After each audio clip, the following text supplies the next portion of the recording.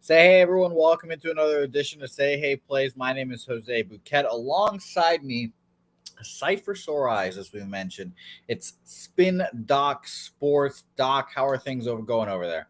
Going good. Glad to be back. We've had some work situations going on for meetings that required my attention. Last week I was in the Caribbean. So I mean, I'm not going to complain, but it does feel good to be back. So ready to go. I love to hear that, Doc. It was a very, very good weekend for my VIP. We went 6-0 Saturday and Sunday. So up almost 6 units. So can't complain with that. Now it's time to keep it going and also give out some free W's today too. Ready to give out some free money. Yeah, let's try to get some today, Doc. I've been struggling as of late and trying to find these dubs, and hopefully we do that today. I'm excited to talk about this program and this card here today. Got 9 games to talk about, and it's going to be a whole lot of fun. However, Doc, just to start this show off, I have forgotten my notes over there. So guess what? We're going to start off with a little ad. I'm going to grab my notes. I'm going to come back, and we're going to start this shit right now. Let's do it.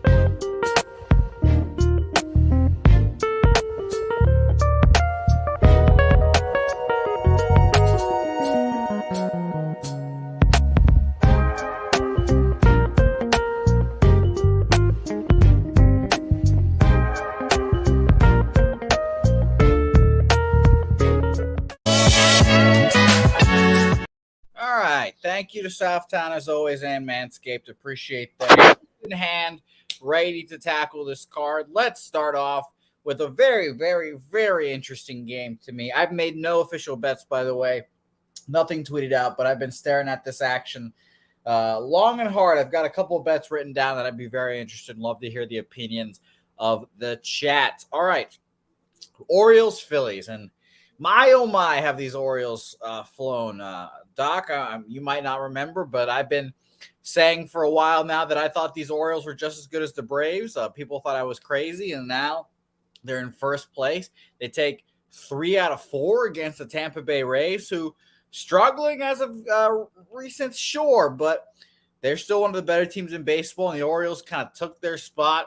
They have a 1-game lead now in the wild card, in the division, excuse me. So it makes everything a little more interesting. But was that series like their Super Bowl, Doc? Because that's the real question. Are we expecting a little bit of a hangover spot here? I am. I think that series meant a whole lot for the Orioles, a young squad. And I think the Phillies could take advantage of them here. Now, Dean Kramer has been solid for them, just rock solid. His last 2 appearances, his last one was not good against the Dodgers, but it's the Dodgers, obviously a solid team. 4 2/3. 5 earned runs there against the Miami Marlins, who have been slumping as of late, but they've hit well. 6 innings, 2 hits, 1 earned run against them.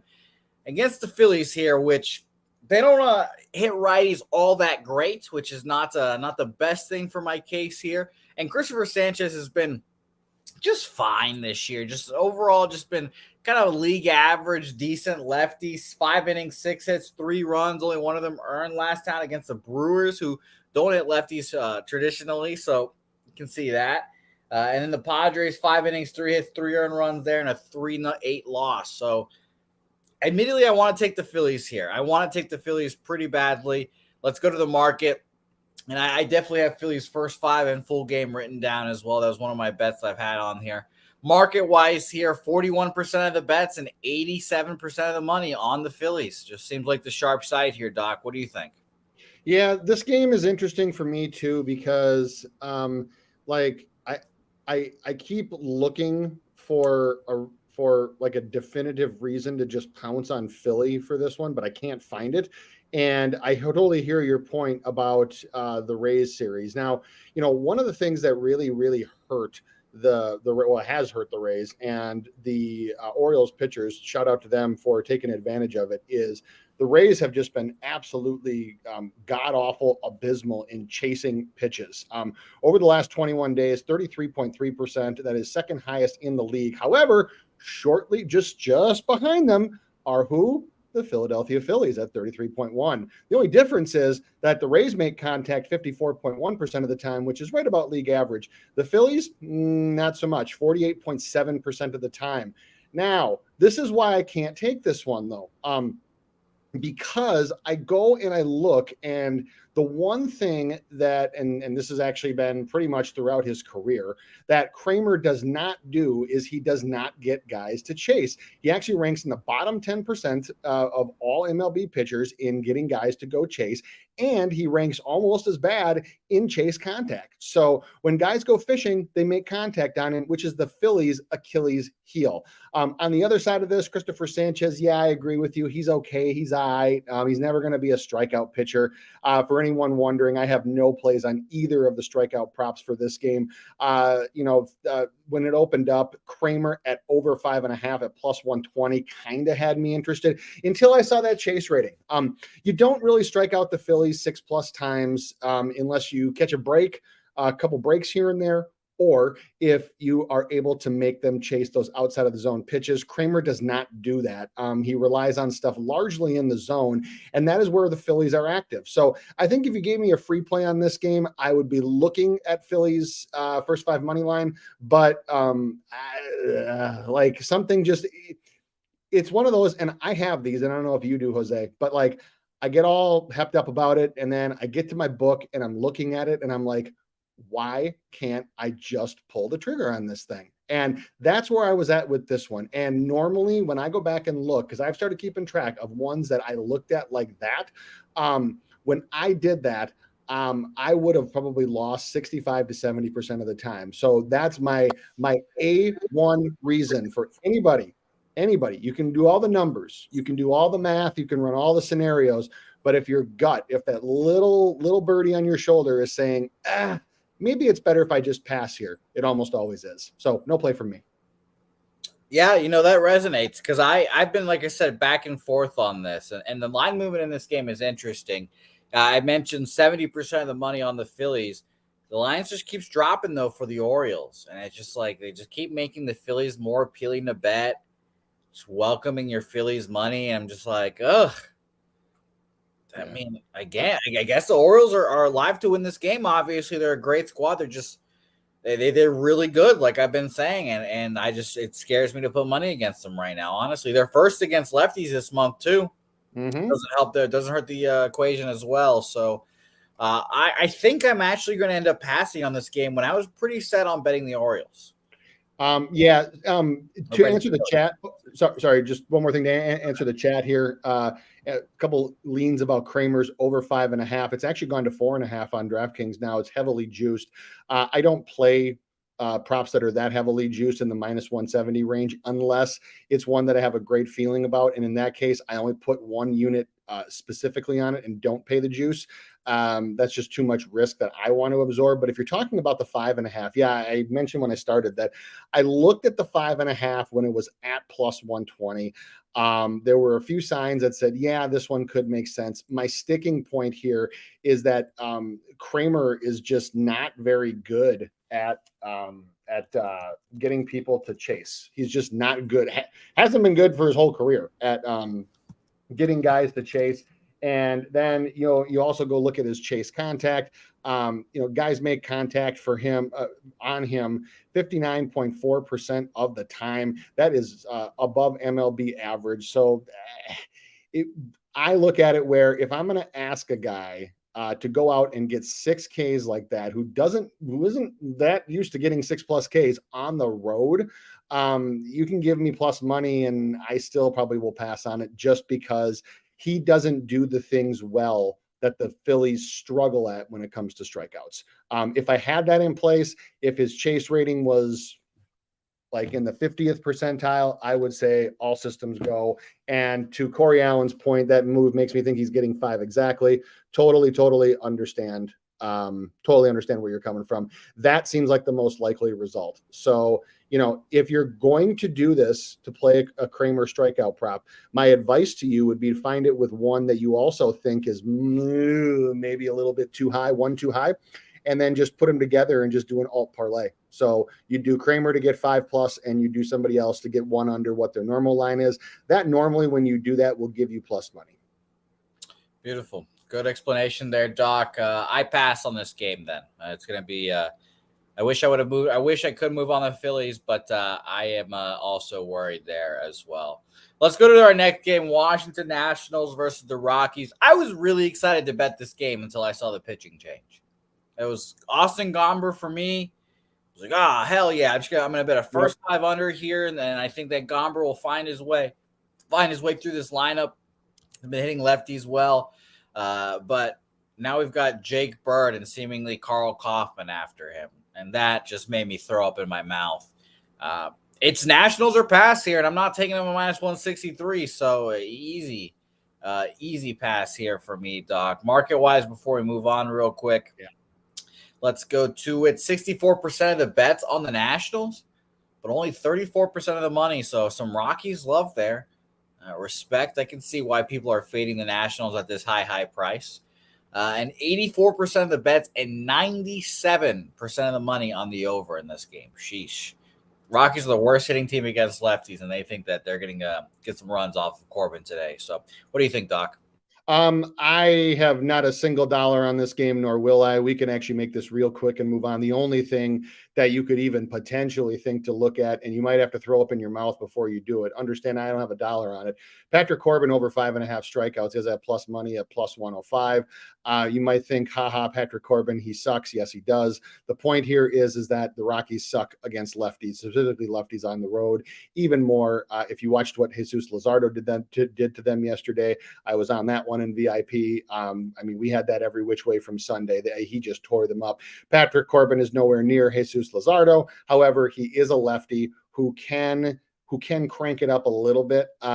And just what he throws, the type of pitches, not Patrick Corbin, the pitcher, they really, really struggle. So there is a world here where I saw Rocco Rogers thing in the chat here about over 9. I can very easily see this one going over. What I can also see is that Corbin getting his strikeouts, but then just getting obliterated from an earned run standpoint. Either way, this is one I don't want to have a single dollar of my own money on, and we can move on. Beautiful. Excellent work there, Doc. Same feelings there. It seems like I guess it's Rockies or pass at the end of the day, but nothing for me, obviously. So moving on to Royals Guardians, an equally as shitty game, Doc, but I wanted the first 5 under here. I really did. First 5 under 4.5 around even money right now.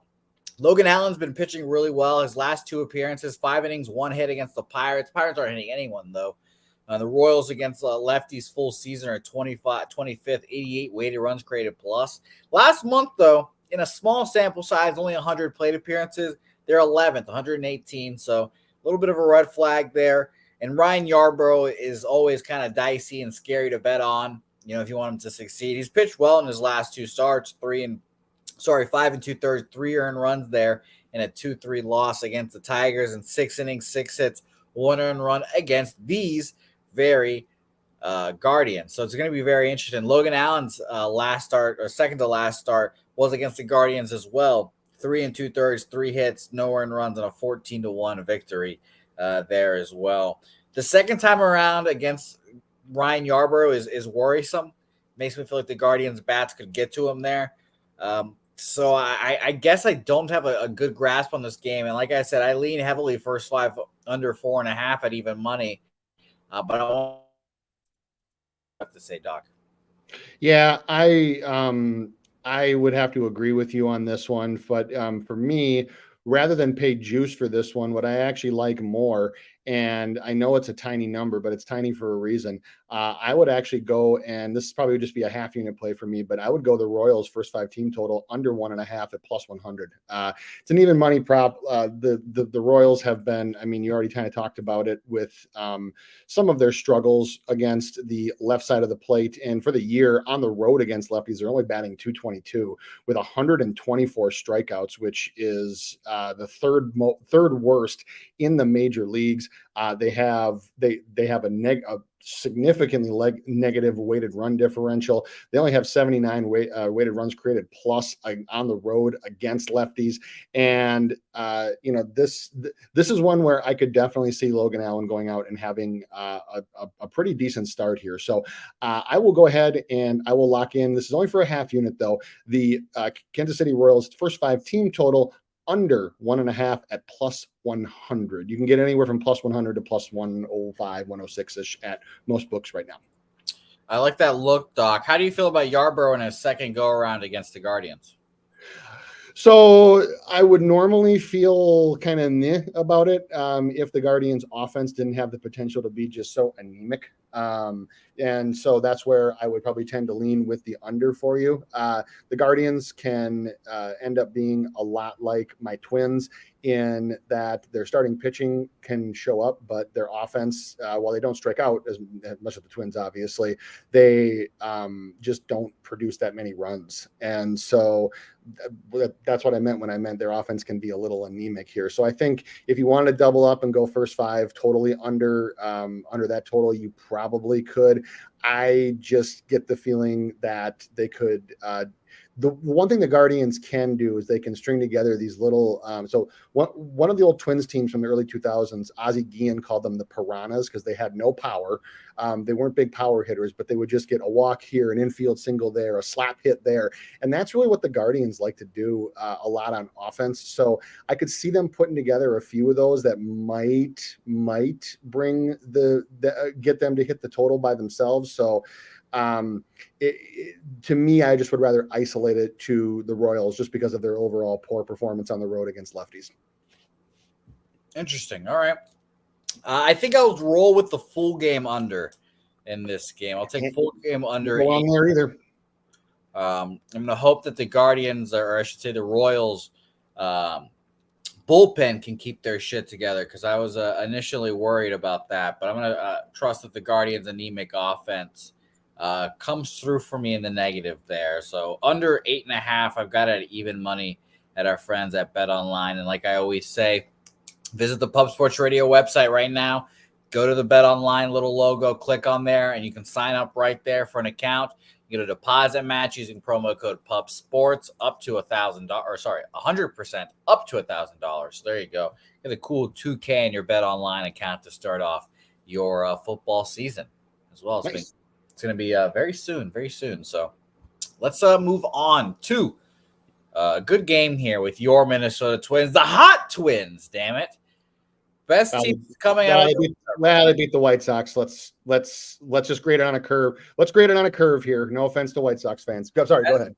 Best team coming out of the All-Star break record wise. I was one of the lone people that said the Twins can win the division. I think they will win the division. I'm still there. Guardians will be a good test, and shout out to my dad, Jimmy the Bag. He got a plus 300 for the Guardians to win that division. I think that's a great bet, so he'll have fun with that. But I think the Twins are a good squad, and I'm going to be interested to see what they do, if anything, during the trade deadline. It would be nice if they could find a bat.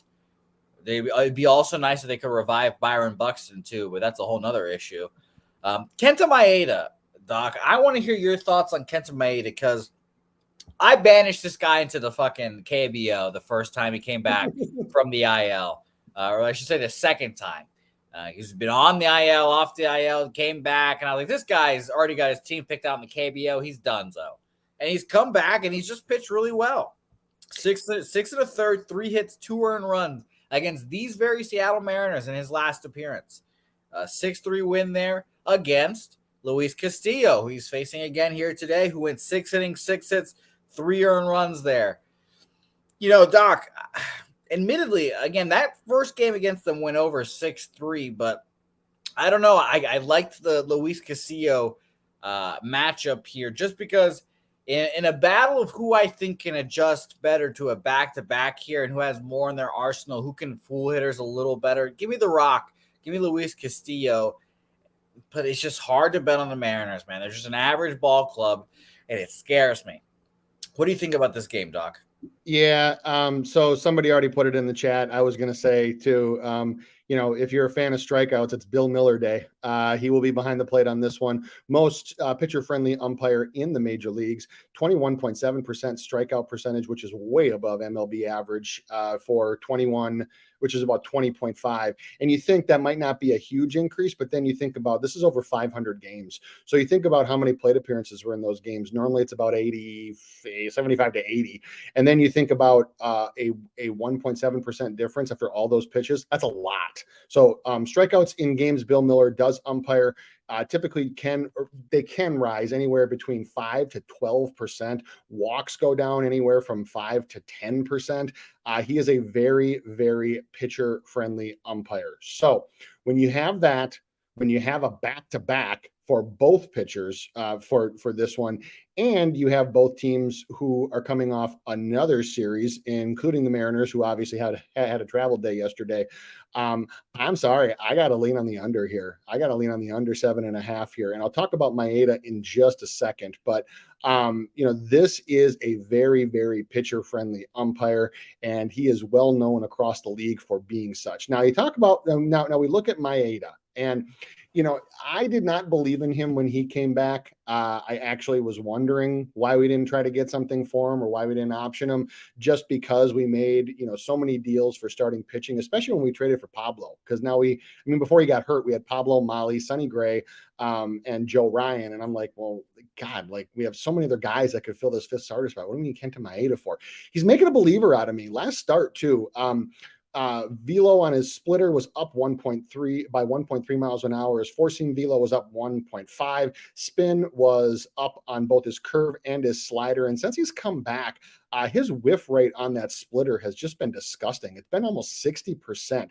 That's a huge, huge, huge, huge problem here for a Mariners team that when you look at it over the season, they're chasing a shit ton. But when they chase, they only make contact 47.9% of the time. That is against an average of 55.1 for all MLB. This is over the last 21 days. For the season, it's just as bad. And for the road for them, it's even worse. So, if this was not a back-to-back, I would be all over Kenta Maeda strikeouts. I would be probably all over Luis Castillo strikeouts. It's just really hard for me to bet an over on a back-to-back. Just because by the time you get to especially with these numbers that these guys are at, when you have a guy that like these two, that by the time they get to the point where they'd be ready to cash this, you're looking at the bottom of the second time to the top of the third time through the order for this game. But keep in mind, that's over the last 10 days. You're now seeing this guy almost 6 times. I don't care who you are. It's tough to strike people out when you have that type of familiarity. So I'm off the strikeout props for this one. It just effing kills me because I hate missing a Bill Miller day. And I get a Bill Miller day against two of the worst strikeout teams in the league. Drives me nuts. So where I go with this one is I think that there will be ample chances for teams to get themselves in bad counts, in pitchers counts, just because of the umpire and the situation and the teams. And so to me, that would lead to not a lot of runs. And so Twins bullpen has actually been pretty decent lately as well. So I will take the full game under 7.5 or 8, depending on where you look at it, as minus 110 if I want. Oh no, minus 103. Sorry. Under 7.5, minus 103. That's at Bet Rivers right now. That'll be play number 2. Cool. I was the main thing I was worried about was Kenta Maeda on that back-to-back, and it sounds like you have faith in him, obviously. So I'll join you on the full game under 8. I'm gaining faith. I don't have faith yet, but I'm gaining faith with each pitch he throws. We'll leave it at that. Okay, fair. This market has been a weird one all day today, too, with this total. For the line movement in this total, it opened up at an 8. Yep. It went up to 8.5 at one point last night at like 5 in the morning, 6 in the morning. Jumped up to 8.5, was there until around 8:30, and then Under money came and went down to 8 again. It went down to 7.5 very briefly, and then has popped back up to 8. So it's been very, very interesting watching this line movement go up and down. So I'm on the under 8. So is Doc there. I've got it at -110. Very exciting game there. I cannot wait to watch that. Doc, real quick, do you think the Twins win the division? Oh, of course. Of course. I do. No. And aside from the homer in me, I do think that the Twins right now have less holes to fill overall than, certainly less than the White Sox, Tigers, and Royals. But if we're isolating it to them and the Guardians, I think the Twins have less holes and easier holes to fill right now than the Guardians happen to have. The Twins, to me, I was actually talking about this with my son the other day, and I said, if we can get at the deadline, if we can get one power bat, like just one big bat, preferably who doesn't strike out 5,000 times a game like Buxton and the rest of them do, and then get one more left-handed bullpen arm, I would actually be happy. I would honestly be happy, because otherwise I think that we're relatively set, at least to win the division. I don't know about a playoff run, but at least to win the division. Yeah, you'll play whoever finishes first in the wild card. Mm-hmm. Which would that be right now? As of right now, I'm just curious to see who that is. That is your Tampa Bay Rays. Yep. Yeah. That'd be fun. That would be a fun one. At least it wouldn't be the Yankees. At least it wouldn't be the Yankees. All right, let's go to a series that I've been just bang on about in the last couple of weeks. This is the third time these teams will play each other in a series. Pre-All-Star break, right after the All-Star break, and here we are again, Milwaukee Brewers, Cincinnati Reds. This time we're playing in Milwaukee. So, here's the deal, Doc. I think the Reds are done, though. I think they have one of the toughest schedules in the second half. They already just admitted to looking for a Jonathan India trade, which I think is just so stupid. One of the stupidest things out there. I forgot the team. It was the Mariners, actually, with Kendall Graveman trading him to the Astros. This is going to be the same exact scenario as that.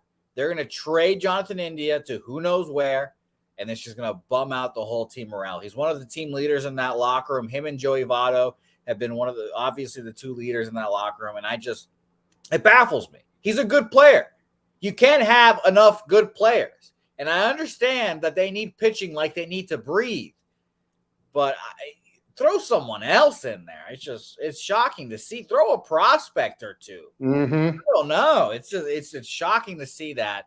I've been saying I thought the Brewers were going to win this that first, or I should say both of those series pre and post All-Star break, especially post All-Star break, because of just how veteran, professional, savvy they are. Now they're at home. I admittedly like them here again.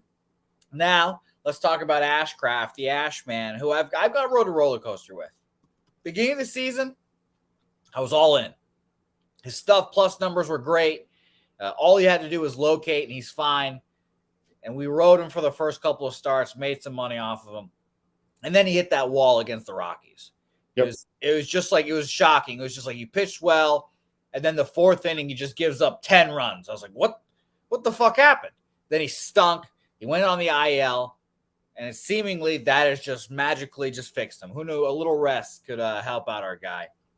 Last two starts, Giants, 5 innings, 6 innings, 5 hits, 2 earned runs there. And against these Milwaukee Brewers, who we got crushed against earlier in the year for 4 innings, 9 hits, 10 earned runs, back-to-back, or not really a back-to-back, but went against them again, 6 innings, 5 hits, 1 earned run on him.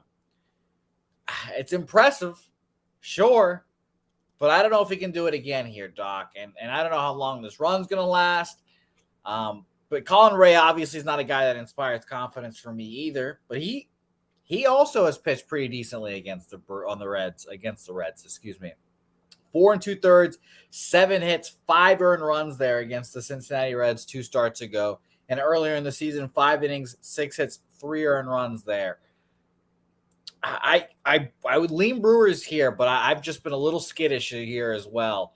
Market for this game, and we'll talk about the other games' markets because we didn't really get to touch on those that too much. 68% of the bets and 42% of the money on the Reds, excuse me. Smaller bets, a smaller amount of bets and bigger amount of money on the Brewers just makes me think this is a Brewers spot here, Doc. And I think I might move on the Brewers after all. What do you think here? Yeah, so it's funny. I actually probably broke this game down more than many others. And it's one of those ones where I was in the middle of doing it. I'm like, why the F am I breaking down a Graham Ashcraft and Colin Ray game so much? And anyways, okay, so a couple things. One, the first immediate look, and I think I've already saw it a few times in the chat, was Ashcraft over strikeouts.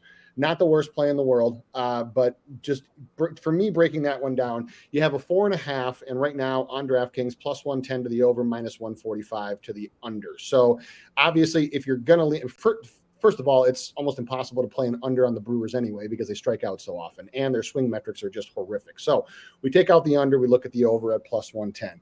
Normally, that would look really good to me, except for two things. Number one is, yes, it's limited sample size, but the Brewers lineup has only a 13 to 14% K rate against Ashcraft, 47 plate appearances, so not a huge sample size. The big thing for me, though, is that the Brewers are running 6 righties out there.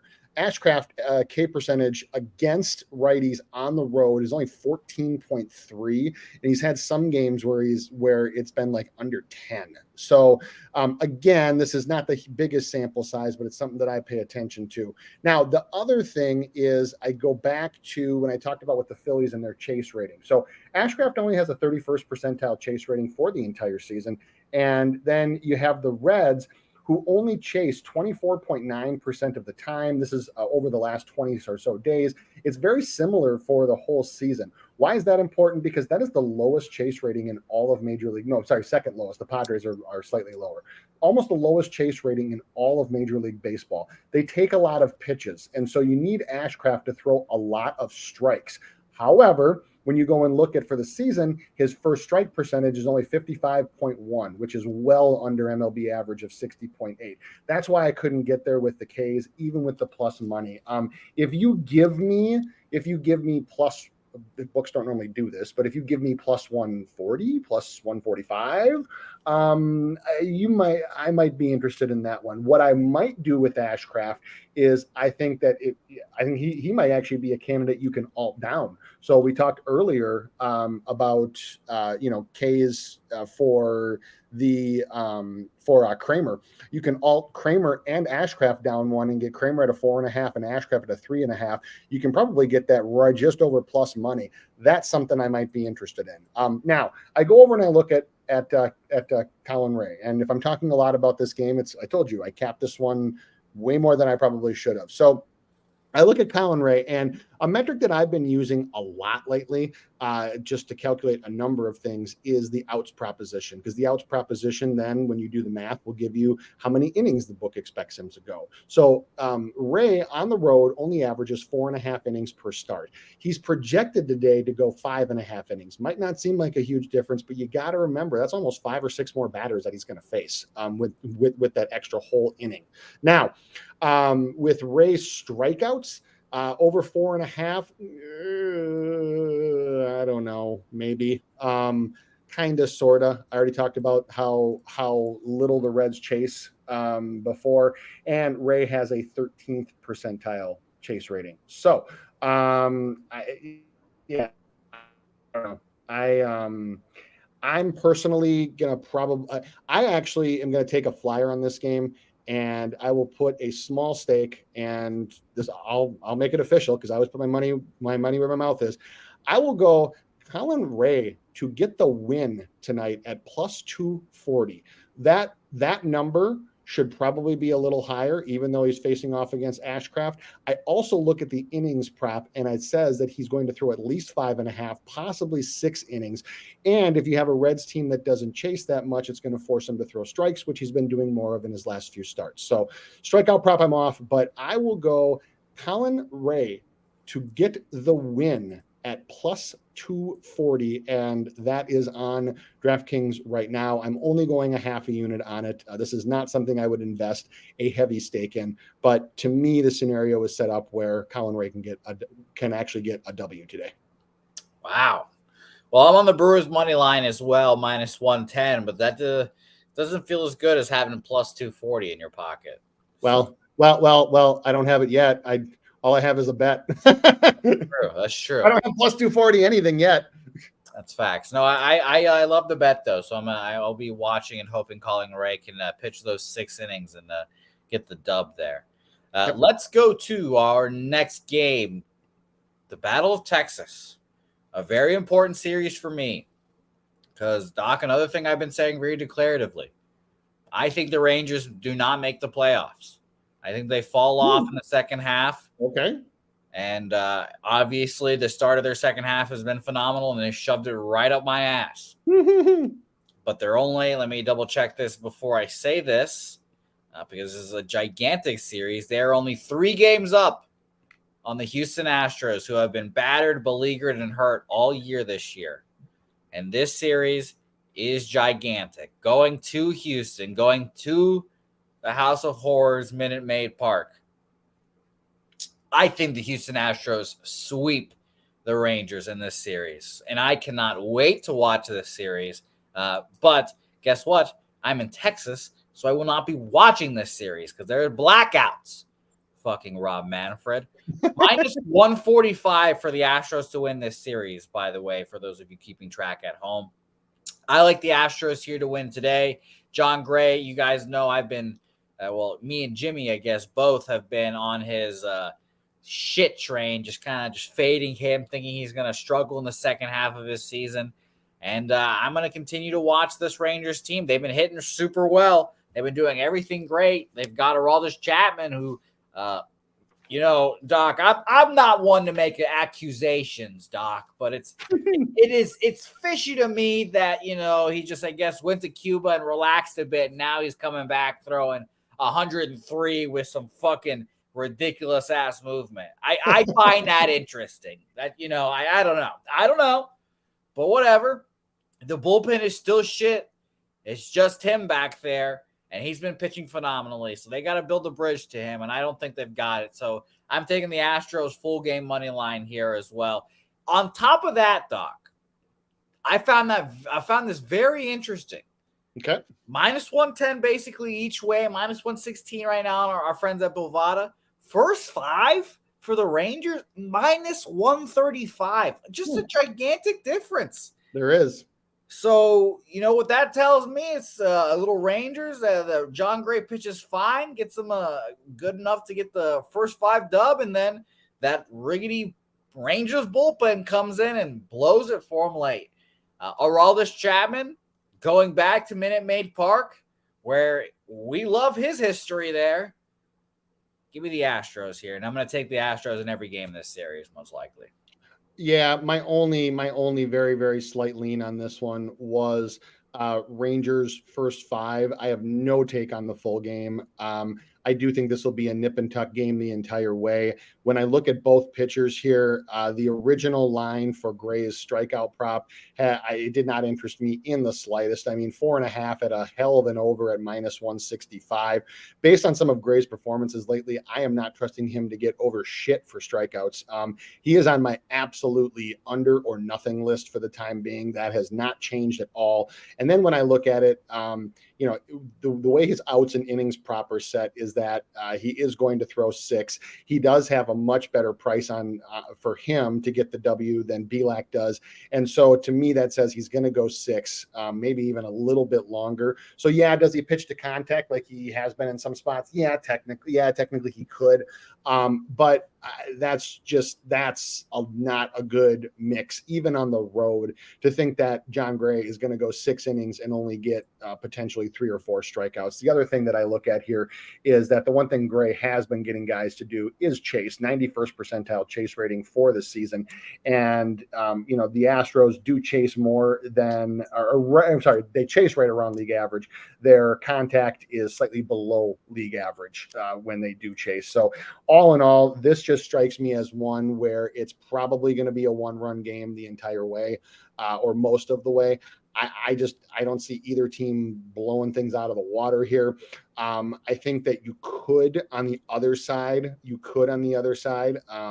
potentially look at a BLAC under. Right now it's at 4.5. The reason being is Rangers only in the last 20-some days, only 18.7% strikeout percentage against right-handed pitching. And you also have BLAC, who at home this year has a 12.8% walk percentage to a Rangers team that's walking just above league average against righties. So this to me, there are literally like equal factors on both sides for me. And whenever that's the case, I just bow out. So I saw a lot of opinions about this one in the chat. So you guys can enjoy this one, and I'll be watching from the sidelines. It's going to be a fun one. BJ, my guy, 3-unit money line bet on the Astros. We know it's a big bet for our guy BJ. And by the way, I forgot to mention this earlier, but shout out to my guy Justin McElvey. His stack spot is on the Guardians, 4.5 over team total there. And by the way, people told me to get a Fire Stick. I don't know what the fuck that is. I'm gonna be honest, guys. I don't know what the fuck a Fire Stick is. An Amazon Fire Stick? Sure, I guess. I have no idea. Yeah. I have no idea what that is. I've been told that many times to avoid the blackouts. But I don't know what that is, guys. I'm sorry. I guess my expertise isn't that high. But let me know. So I was going to say, so we have many Fire Sticks in our house. Maybe I can see if I can scrounge one up to send to you. We have many of them. We have a ton of them. But no, I actually, and I don't know if anybody else's book has this too, but one of my books, and normally I'm no friends of bookmakers, but this is one that one of my local guys actually did pretty neat. Was as long as you've placed a bet on there of any amount, even like $5 in the last 24 hours, they actually have a part of their site where you can stream any sporting event across the world. So they have soccer, they have tennis, they have anything that they have that they allowed action on, even horse races, they stream them. So it's actually pretty neat. Yeah, Bet Online does a version of that as well. If you hit the live betting thing, if you want to watch via that way, you can. Yeah. I just always forget about it, and I'm always feeling the laziest about that. So shout out to everyone in here. And yes, Justin McAfee, serious. I don't know what a fucking Fire Stick is, I guess. But shout out to you guys. Let's go to this next game, because this is one of the more interesting games on our card. Adam Wainwright back in our lives again. Adam Wainwright, who we all have decided is washed up. He's cooked. But here's the thing. He has 65 pitches today.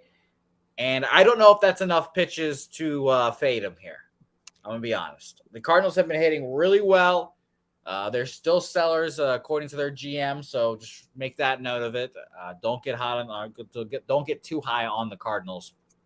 But I don't know what to do with Adam Wainwright for 65 pitches here. If I had first three, I'd bet first three Diamondbacks or over in some capacity. I still kind of like a first 5 over here, because Ryan Nelson obviously is not that great. He's had 2 back-to-back good starts there, but the Cardinals offense has been swinging it well, and you want to back the Cardinals when that offense is swinging it. So this kind of just feels like an over or pass game for me, Doc, with, again, Adam Wainwright at only 65 pitches on his debut back from the IL, and didn't even make any rehab starts as well, just bullpen up-downs, basically.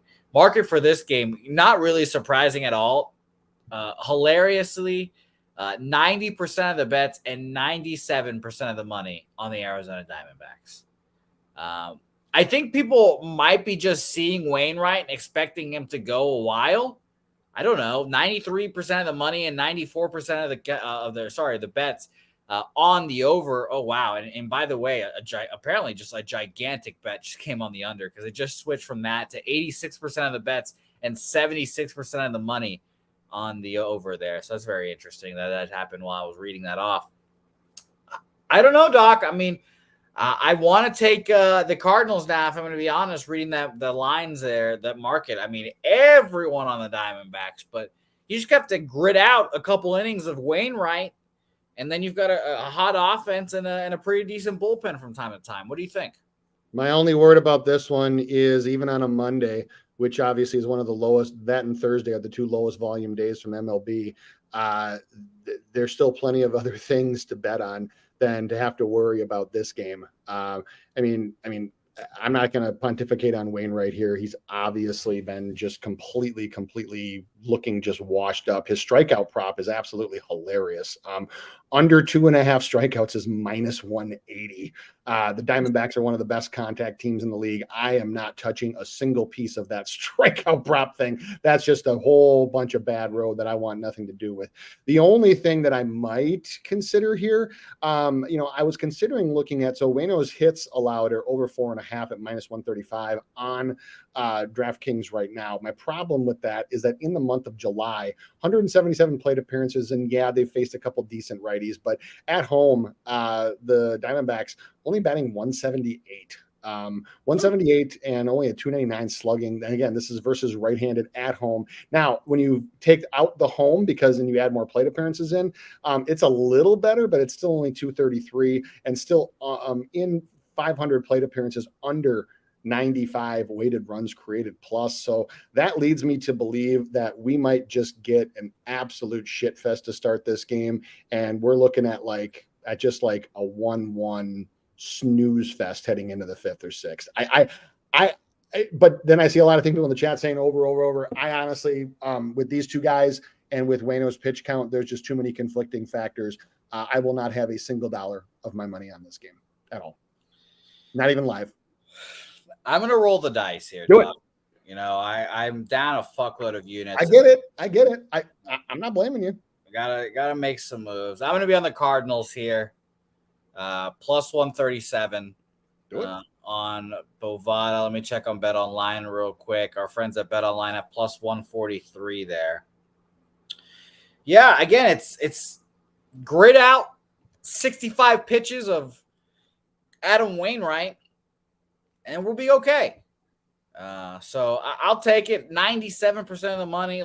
My favorite saying, like our guy Topset said, if you got 95+% of the money on one side of things, it's a fucking sting. It's a fucking sting to get all your money. So I will pass on a total there. I lean over, but I am on the Cardinals plus 143 there. 2 games left. One really bad one. This is actually Musgrove, or this isn't Musgrove. This is Yu Darvish versus Quinn Priester here. I'll change the graphic here in a second.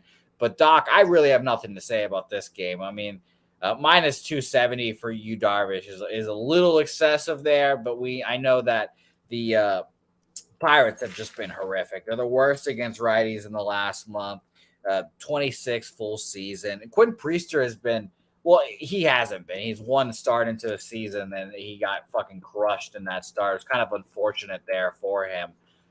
But I still believe he's a decent pitcher, and I would much rather lay the plus 220 than the fucking eating that 270 juice. So I pass on this game, Doc. I'd be remotely interested in an under too as well, because I think Quinn Priester can pitch well here. What do you think? I have a play on this game, and it happens to be my tout K-prop for the day. And it is on the Pirates side. Quinn Priester, under 3.5 strikeouts, minus 125. That I'm going to post that later. That will be my official tout strikeout prop of the day. So you have a bunch of things here. You have the Padres over the last 20 days, which matches up pretty well with their home metrics against righties. Only a 17.3% strikeout rating or percentage and an 11.3% walk percentage. That is the lowest gap between the two in Major League Baseball over that same period of time. You also look at Priester, and when I looked at his stats, I didn't necessarily, you can't really glean much from one game. So what I did was I actually looked at against his performances against similar and the Padres' performance against similar teams, and there are an ample number of walks because they take so many pitches. In fact, over the last 20-some days, they have the highest called strike rating or percentage in Major League Baseball. The reason why is they also have the highest take percentage in Major League Baseball. They have the lowest swing percentage outside of the zone. So you have a pitcher like Priester who's not going to get them to chase. So how do you strike guys out if you can't get guys to chase? Well, you blow them away with an overpowering fastball, which has been a lot of the pitchers that have just KO'd the Padres this year. Priester's fastball tops out, or actually doesn't even throw one. He throws a sinker at 92. He throws a changeup at 88. The guy's a junk baller. and he's pitched to contact in the minors, even in the minors, facing inferior hitting. A couple of his stints, he only had a strikeout percentage of around 22. This is a contact guy. And so when you take him on the road across the country for his second straight road start, and you get a team like the Padres. Now, the other thing to keep in mind too is that the Padres only have a 14% strikeout rate against what are considered finesse pitchers. What is a finesse pitcher? It's a pitcher who is in the bottom third for strikeouts and or does not have an overpowering fastball. Not only does Priester not have an overpowering fastball, he doesn't even throw one. So he's going to throw a bunch of junk. You have the Padres are projected for their normal lineup tonight or close to their normal lineup. You're probably going to get 4 lefties, 5 righties. It doesn't even really matter. Even when you look back at this guy's splits in the minors, which I don't try to do for young guys because it's not a fair comparison to compare them to major league hitters. Lefties or righties doesn't really make a difference. He just does not have a strikeout mix. He doesn't have a mix of pitches that it leads to striking guys out. And when you're going to throw only 92 to 93 constantly against this Padres team, I just don't see very many strikeouts here. So my official tout prop for tonight is Quinn Priester under 3.5 strikeouts minus 125. That is on DraftKings now. Beautiful work there. Great explanation, Doc. Under strikeouts for Quinn Priester. No action for me here today on that game. And let's go to our final game, the last game of our card here. Boy, oh boy, what are we going to do with Jose Barrios here, guys? Because admittedly, of course, I want to fade him. Home road splits are kind of interesting. His per pitch is worse on the road. It's like a 3.85 compared to like a 2.5 at home. The Dodgers are the Dodgers. They'll always be good, it seems, no matter who puts on that uniform. When you put on that uniform, you just seem to start playing well. First against righties this month, 143 weighted runs created plus, third most this season. I like the Dodgers here, Doc. I haven't moved on them yet, honestly, but I do like them here. 32% of the bets and 57% of the money on the Dodgers here, as well as the total seemingly going to go over in this game. 83% of the bets and 77% of the money on the over in this game as well. And I could see it. Obviously Michael Grove doesn't inspire confidence from anyone here, but the public or, sharps perhaps, whichever one you want to label those big bets on, is believing that Jose Barrios gets hit today by a really good Dodgers offense. So I'd love to hear your thoughts on that. Yeah, it wouldn't surprise me at all. Barrios typically gets guys out and gets guys to strike out when he makes them chase. He has an 80th percentile chase rating for the season. His chase contact is well under average. Problem with that, though, is that the Dodgers only chase 25.6% of the time, which is way under league average. I mentioned how the Padres and the Reds were first and second in least chase percentage. Well, guess who's third? That would be the Dodgers. And when they do swing outside of the zone, they make contact right at league average, maybe a little bit over but see, that's skewed because they do have a few guys in their lineup. Muncy would be one who will, especially in certain counts, will go chasing, trying to hit a ball into orbit, out to Jupiter. Whereas, I look at a team like my Twins, who, when they swing out of the zone, they're just undisciplined, shitty hacks. Muncy is actually swinging for a purpose. Betts is swinging for a purpose. So I don't penalize them that much for it. But you have a guy like Barrios, where against teams that don't chase his breaking stuff, he has gotten touched up before. So I would not be. I personally am not going to. I take that back. I haven't decided if I'm going to do it yet. But I am looking hard at a Dodgers first 5 team total over, at a first 5 over in general, just because on the other side, yes, Grove has not been very inspiring at all. He's gotten better since his first few starts, but he still does not really look like a bona fide MLB starter. He looks like a guy who's holding the seat warm, which is exactly what he's doing. So if you're going to play anything on this game, I would look over on pretty much everything. Team totals, first 5, all the way, every which way, up and down. Yeah, Dodgers first 5 team total is over 2.5 at minus. Let me see, 105 there at Bet Online. That's very interesting. Team totals both are at 4.5 at minus 115 and minus 110. I like the Dodgers. And by the way, Nuffler is saying it's going to be hot at the Dodgers game tonight as well. So seems like, this is over weather. Let me check our friends at Ballpark Pal, who obviously aren't the end all be all when it comes to this stuff, but I am curious. 14% home run rate, or 14% above average home run rate, 4% runs. And by the way, it's hilarious that you guys say it's hot. According to Ballpark, it's going to be 86, 80 degrees. It's fucking 110 degrees here every fucking day in San Antonio. I was like, is that hot? Is that what you guys are saying scorching hot is? I guarantee you when we get to still broadcasting with you on Mondays in the fall, people are going to be like, it's going to be so cold here today. It's going to be like 45. I'll be like, get the fuck out of here with that. Yeah. Like, I'm from Minnesota. 45 is shorts weather for us. It's crazy that I just look. 86 sounds great right now. I'd kill for some 86.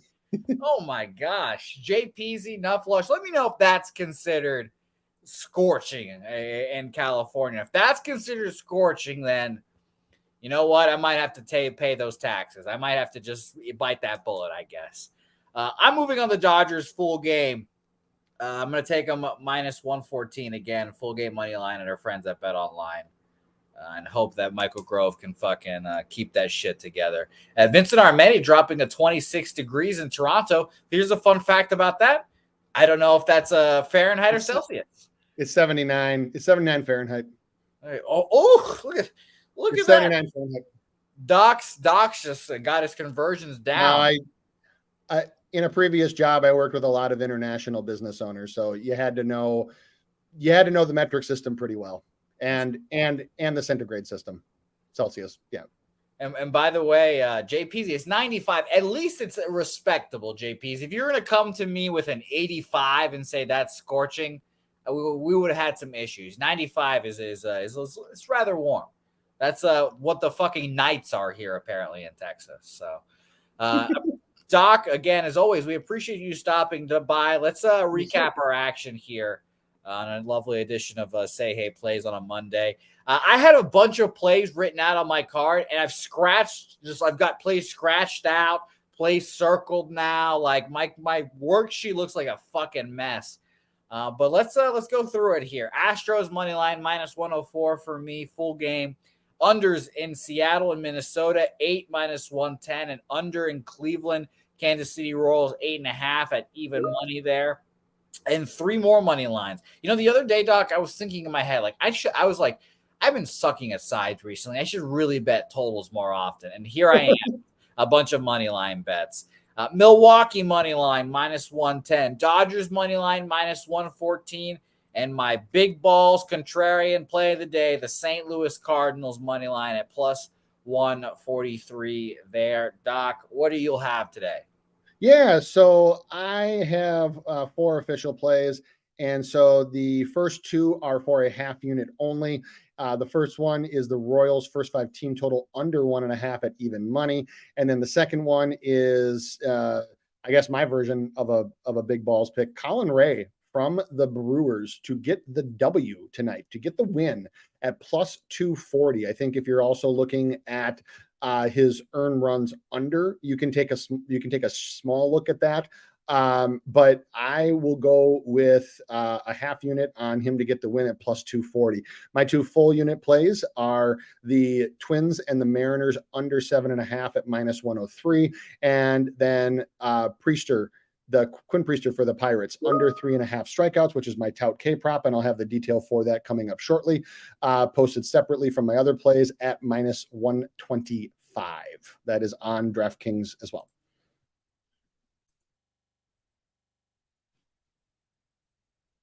I think you're on mute. There you go. There we go. All right. Well, Doc, as always, thank you. Appreciate those plays. As always, it's a great time. Shout out to you, WT. You come for the capping and you stay for the weather reports. That's kind of how this show goes, WT. But thank you for watching, my guy. It's going to be an interesting day. And Nasty Nate, by the way, dropping hot as hell, a 79 there. Fucking Nate. Whatever, man. You'll feel the heat soon enough, Nate. And I hope all of you guys can come down to this Texas heat. Remember, and I'll keep reminding people, Pubblepalooza 3 next March, end of March, Sweet 16 time. So just go look at your calendars, look at the Sweet 16, and that's when we'll be in San Antonio that weekend, living it up here. And guess what? It won't be that hot. It'll only be 95 all the time. So, okay. I mean, maybe he was talking about 79 Celsius because, I mean, that's 174 Fahrenheit. That'd be hot. Yeah. All right. It'd be nice. Maybe he's talking about Celsius. I don't know. Let's talk. That's only 175. Yeah, let's talk pints next. I want pints into gallons or whatever. Pints and meters, man. Yeah, I'm ready. And kilometers next. I remember in Venezuela one time I went to Venezuela. I watched someone driving. There was like 200 kilometers. Like, are we going 200 miles an hour? Is this what this feels like? Actually, just real quick before we go off. A couple years ago, I was in Germany on a business. And finally got to drive the Autobahn. And first of all, oh my God, if you can't, that's so fun. It doesn't matter how fast you drive, somebody will always be driving faster. But what was really cool is at first, like that guy from my work that I was driving with, he didn't understand the conversion. So he was trying to go like 80 kilometers. And I'm like, no, you have to go faster than that. I'm like, especially out here. He's like, no, I'm going 80. I'm like, no. So then we got it up to like 130 kilometers. And he's like, how fast are we going? I'm like, you know what? Don't even worry about it. There's no speed limit anyway. So just do it. Just do it. Yeah, that does sound like a good time. Shout out to Germany. German efficiency working strong there. Everyone in the chat, we appreciate you guys. Nate Dogg, shout out to you, my man. Hope you're doing well. Rocco, J-Dub, Lucky Leftley, J Peasy, Gerald Jones, WT, Nasty Nate, Nut Flush, DX Filer in here as well. Vincent Armetti, Gagnon, Oliver Page, all you guys, Markel, BJ, my guy. BJ, I hope we cash those Astros bets. That'd be really great there. It'd be a good time. Dabby Cab jumped in for a little bit. Don't forget to tune into the Unmuted Mic as well. That's up with Natasha Tush, and it'll be a new episode this Thursday, I believe. So shout out to him. Corey Allen, Vitalis in here as well. We appreciate you guys all for jumping in the chat. Perky Sanderson. Come back here again tomorrow. It'll be a lot of fun. And tonight, by the way, starting in it seems like 45-ish minutes, Jimmy the Bag, Mike M, and the boys will all be live streaming the baseball games tonight. It'll be a whole lot of fun. It'll be Dodgers, Blue Jays as well for them. So tune in and tap in there. Doc, I appreciate you for joining me as always. Shout out to everyone in the chat. Yes, and I can't wait for you to be back next week again. Say hey, everyone. We'll be on Twitter at Jose Bouquett, at Spin Doc Sports. Say hey to us on social, and we'll see you guys next time.